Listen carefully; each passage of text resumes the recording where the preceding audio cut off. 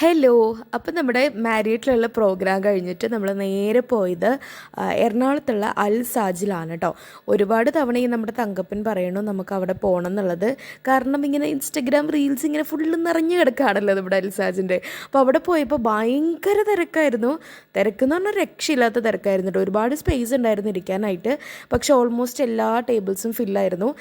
അങ്ങനെ നമ്മൾ മേലത്തെ ഒരു സ്പേസിലാണ് പോയിരുന്നത്. നമ്മൾ 3 പേരും പറഞ്ഞത് ഡിഫറെൻറ്റ് കൈൻഡ് ഓഫ് മന്തി ആയിരുന്നു. സോ എനിക്ക് കഴിച്ച മന്തി ഒരു ആവറേജ് ആയിട്ടാണ് ഫീൽ ചെയ്തത്.